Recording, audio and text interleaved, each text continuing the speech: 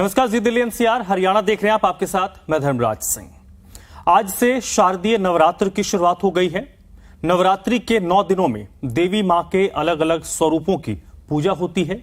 नवरात्रि के पहले दिन मां शैलपुत्री की पूजा होती है। नवरात्रि के पहले दिन कलश स्थापना की जाती है। क्या है शारदीय नवरात्रि की पूजा और कलश स्थापना का शुभ मुहूर्त? नवरात्रि में कैसे रखेंगे व्रत और कैसे करेंगे मां की उपासना?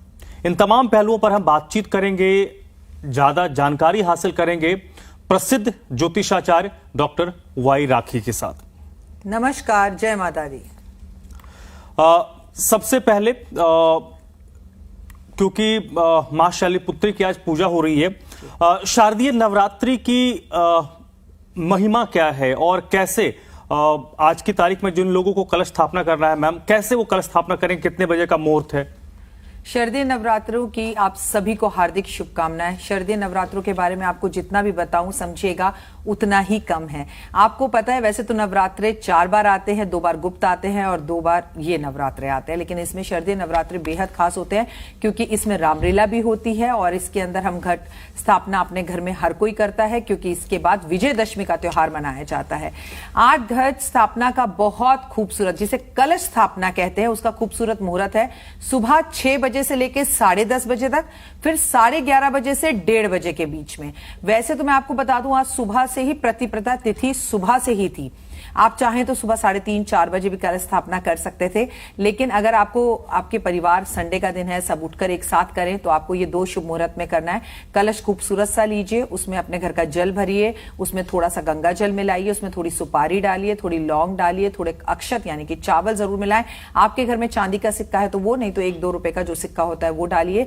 आम के पत्ते इस पर रखिए, ढक्कन ढकिए, फिर कपड़े में लपेट कर एक जो नारियल है, अखंड नारियल, इसके ऊपर रखकर आज कलश स्थापना करें। हर कोई जौ नहीं बीजता, अगर आपके घर में जौ नहीं भी बीजे जाते तो कलश स्थापना जरूर करें। कहते हैं जिसके घर में कलश की स्थापना होती है उसके घर से लक्ष्मी कभी नहीं जाती।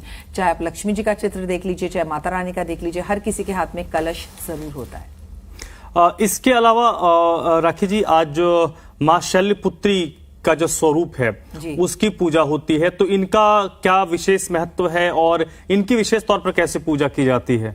शैलपुत्री, प्रथम शैलपुत्री मनाऊं। शैलपुत्री के बारे में मैं आपको बता दूं, ये हिमालय की बेटी हैं और इनकी 4 भुजाएं हैं। ये जो है आपको बहुत आराम से बैल पर बैठी हुई दिखाई देंगी और अभय मुद्रा में मुस्कुराते हुए दिखाई देंगी और इनके मस्तक पर आपको अर्ध चंद्रमा दिखेगा। इनकी खासियत ये है कि हम 9 दुर्गा में 9 दिन की पूजाएं करते हैं, लेकिन हम सभी में जब पूजा हम करते हैं तो माँ जो है पार्वती की पूजा करते हैं। आप देखेंगे कि आगे आगे चलकर जैसे जैसे हम 8वें 9वें नवरात्रे पर पहुंचेंगे, हम बेसिकली मनाते जो है वो पार्वती माँ को है। ये शिव को प्राप्त करने के लिए उन्होंने घोर तपस्या की थी।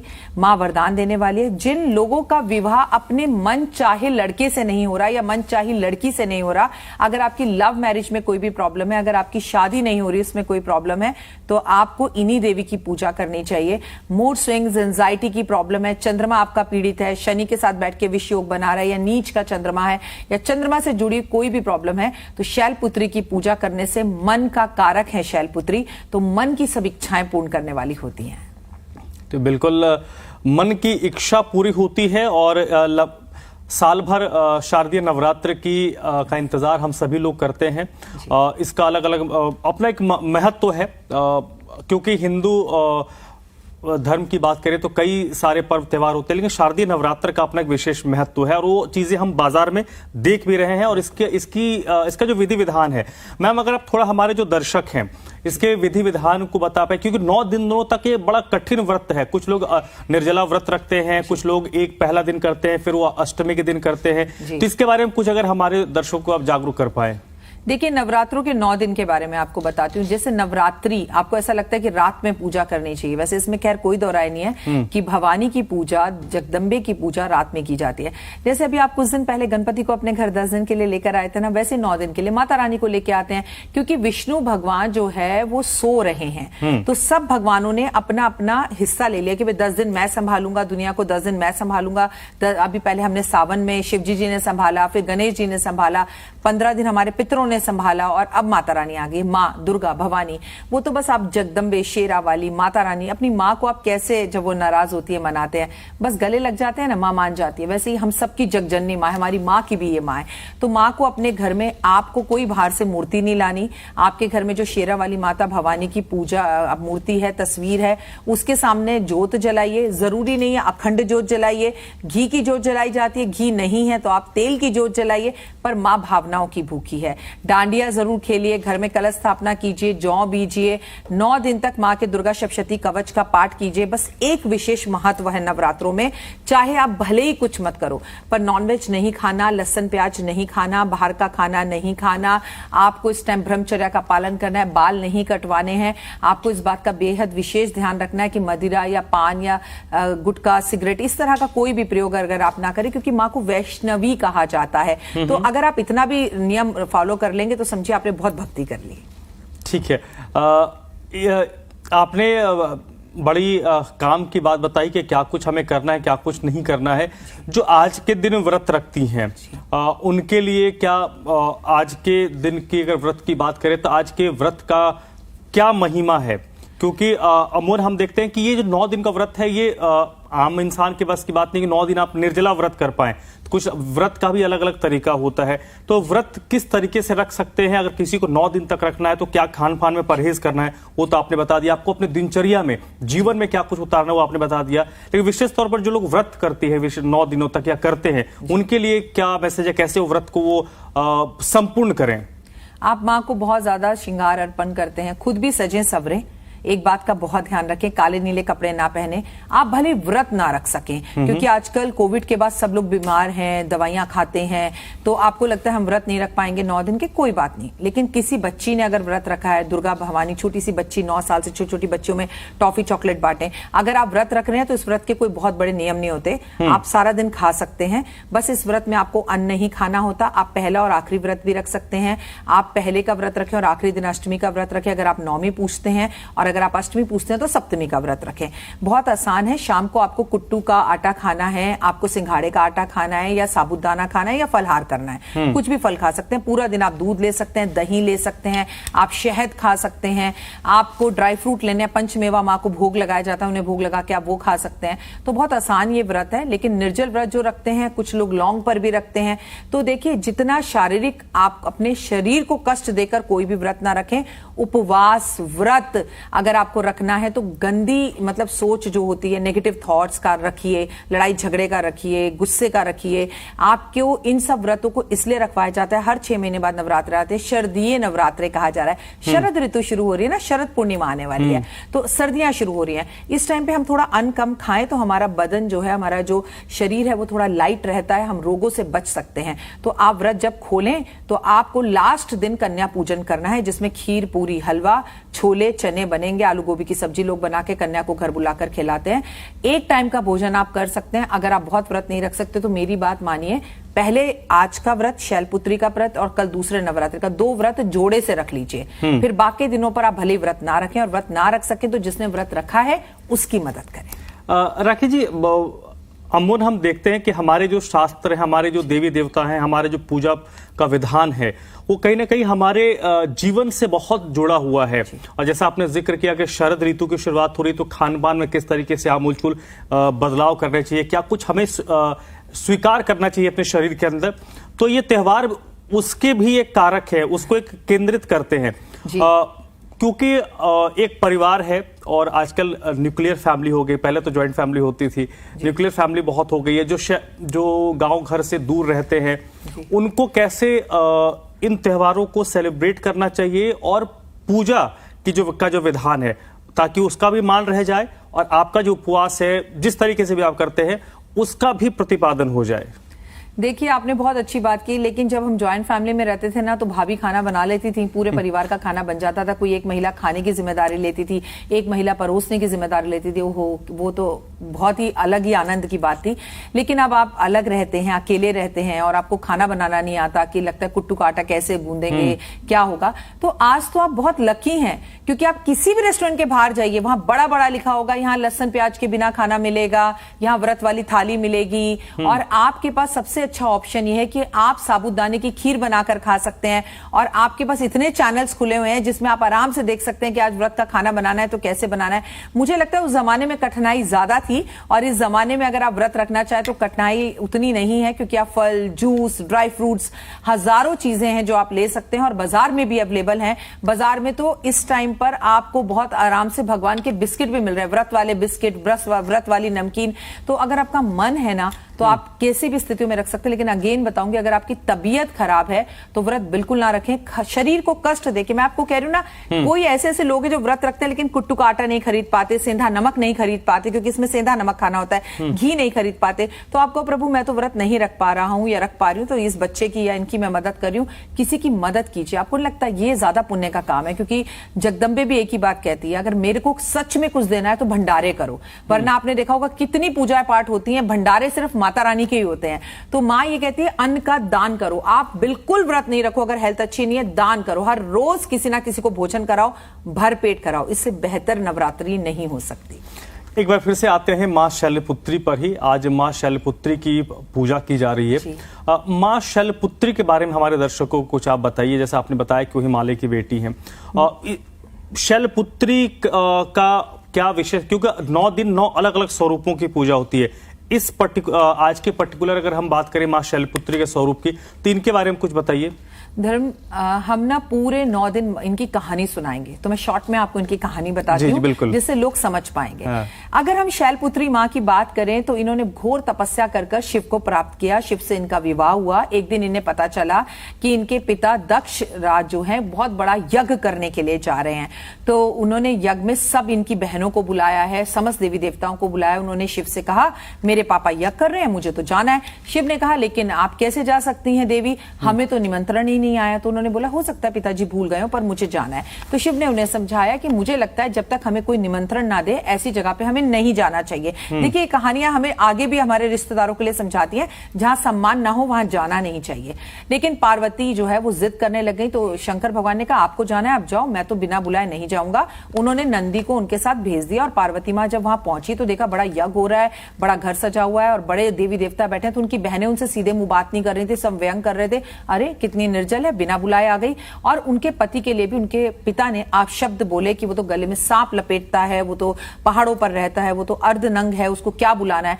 पार्वती मां ने अपने कानों को हाथ लगाया और उन्होंने बोला जो औरत अपने पति की निंदा सुन ले उसका यहाँ पर रहना, उसका जीवित रहना ही बेकार है। इसलिए कहती हूँ कलयुग में जो औरतें अपने पति की निंदा करती हैं या सुनती हैं, चाहकर भी उनके पति का जीवन में कभी काम नहीं हो सकता। तो विनाश काले विपरीत बुद्धि मत करिए, पति के साथ दुश्मनी नहीं दोस्ती करिए। और वो अग्नि कुंड में सुहा हो जाती हैं, वहीं पर जो है अपने आप को खत्म कर लेती हैं। नंदी ये बात जाकर शिव को बताता है। आगे की कहानी हम आपको कल बताएंगे। तो ये है शैलपुत्री, और दोबारा घोर तपस्या कर जब जन्म लेती हैं तो वो शिव को पति के रूप में पाती है, उन्हें शैलपुत्री कहते हैं। बिल्कुल, क्योंकि हमारी जो न्यू जनरेशन है वो हमारे इन चीजों से कहीं ना कहीं अवेयर नहीं है। तो जब ऐसी आज के दिन इन चीजों को जानना भी हमारे जनरेशन को बहुत जरूरी है। मां शैलपुत्री की हम बात कर रहे हैं राखी जी, तो मां शैलपुत्री को प्रसन्न करने के लिए भी कुछ विशेष विधि विधान होगा, इसके बारे में कुछ अगर अवेयर कर पाए आप। भोग 9 दिन की 9 देवों का भोग भी हम आपको बताएंगे। तो रोज सुबह आप हमारे साथ कनेक्ट जरूर हो जाएं इसी चैनल पे, आगे की कहानी सुनने के लिए और रोज की भोग को जानने के लिए। आज जो शैलपुत्री को प्रसन्न करने का दिन है, सबसे पहले तो देखिए, सबसे पहले जो मां को अत्यधिक प्रिय है वो है आपका मस्तक। अब मैं अपना सर काट के तो मां के चरणों में रख नहीं सकती, उतना बड़ा दिल नहीं है, शायद आप भी नहीं रख सकते, कोई भी नहीं रख सकता। तो अपने सर की जगह पर हम मां के चरणों में नतमस्तक होते हैं नारियल अर्पण कर। तो आज एक लाल कपड़े में या लाल चुनरी में मां को नारियल अर्पण जरूर करें।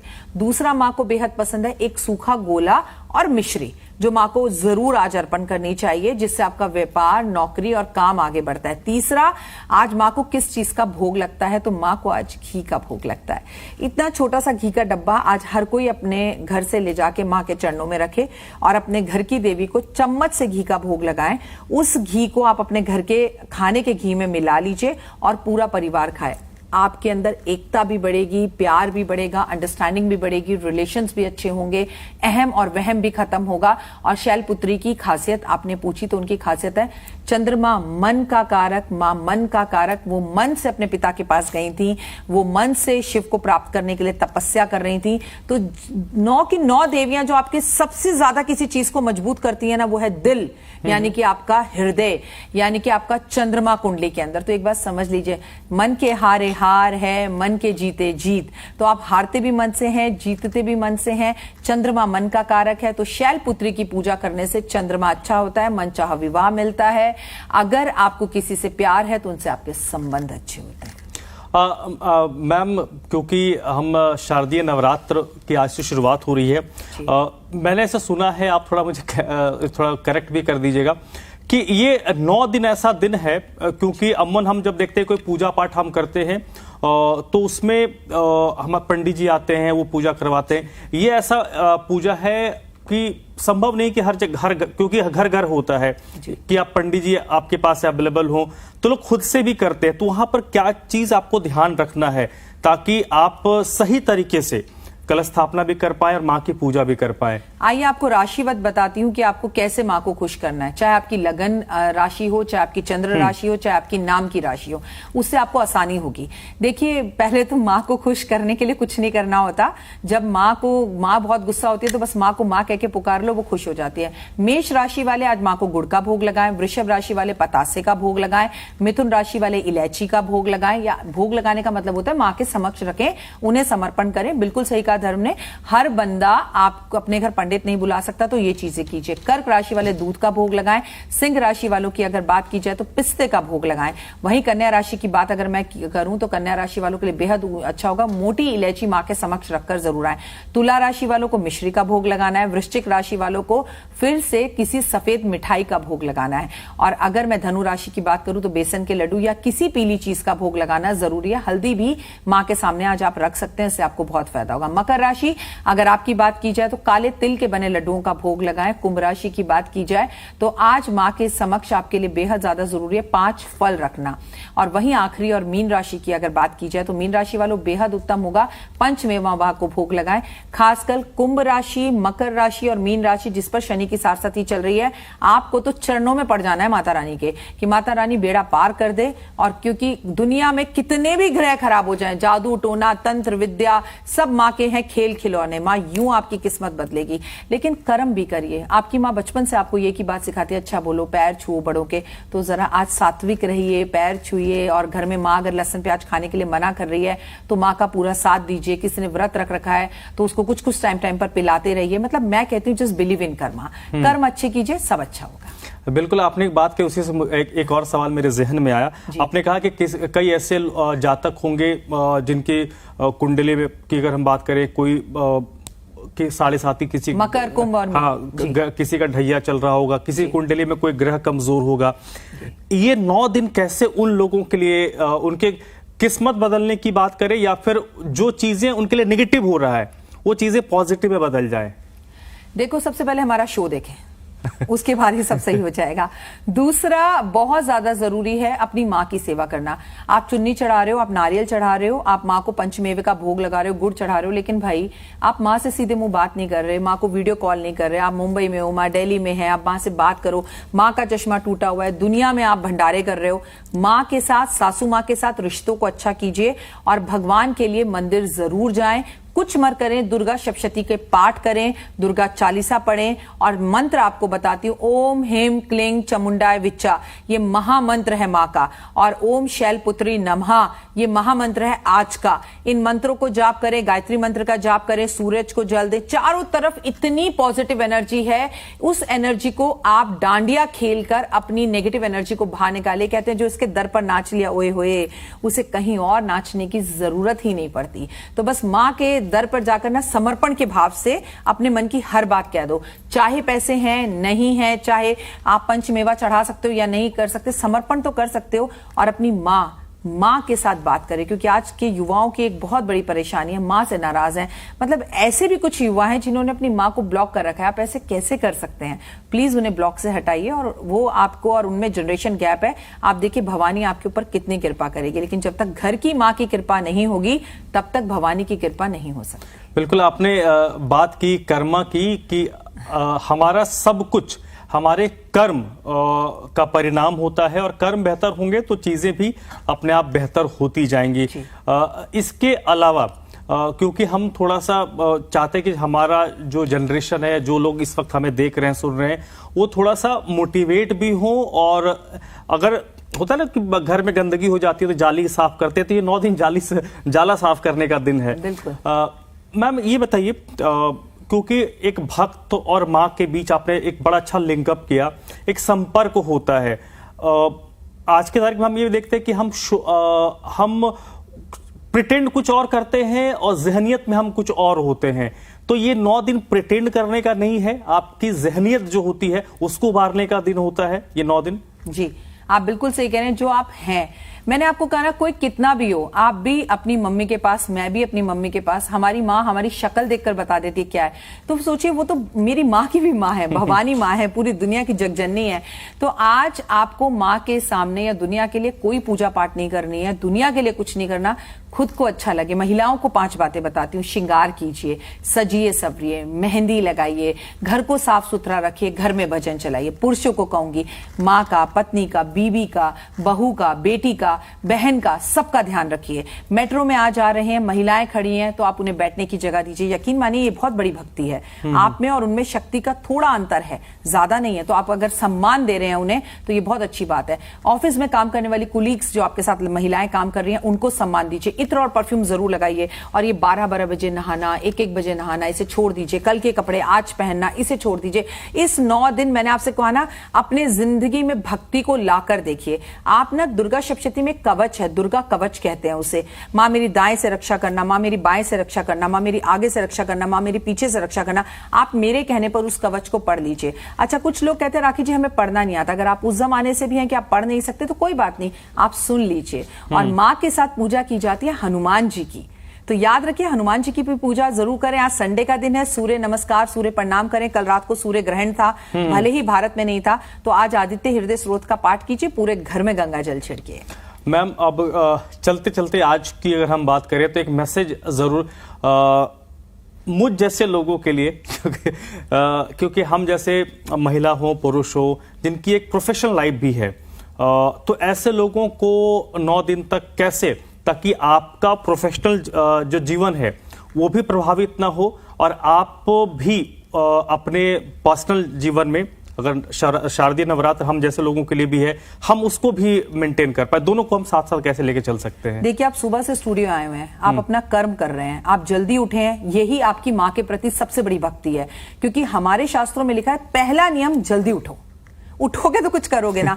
दूसरा, अब आप बैक टू बैक टीवी कर रहे हैं, बीच में जब आपको ब्रेक मिले, या आप ऑफिस में हैं या काम कर रहे हैं, ड्राइविंग कर रहे हैं, तो ओम नमो भगवते वासुदेवा का जाप तो कर सकते हैं, जय शेरावाली तो बोल सकते हैं। आज किसी को भी हेलो हाय मत बोलिए, हेलो हाय छोड़िए, जय माता दी बोलिए। तो पूरा दिन आपकी हाजिरी माँ के दरबार में लग जाएगी। और मैंने आपको बोला ना, आप अगर भगवान का नाम लेना चाहें तो आज रात्रि भर माँ की पूजा कर सकते हैं। जब भी ऑफिस से मौका मिले, 6 केले लेकर मंदिर पहुंच जाइएगा। This is more than enough. जहां चाहा है वहीं रहा है। चलिए, बहुत बहुत शुक्रिया, आप आई, और हम उम्मीद करेंगे कि अगले 9 दिनों तक इसी तरीके से हमारे जो दर्शक हैं वो जागरूक होंगे, अवेयर होंगे। और क्योंकि जैसा उन्होंने कहा कि आज कुछ नहीं कहना है, तो चलते चलते जय माता दी। जय माता दी।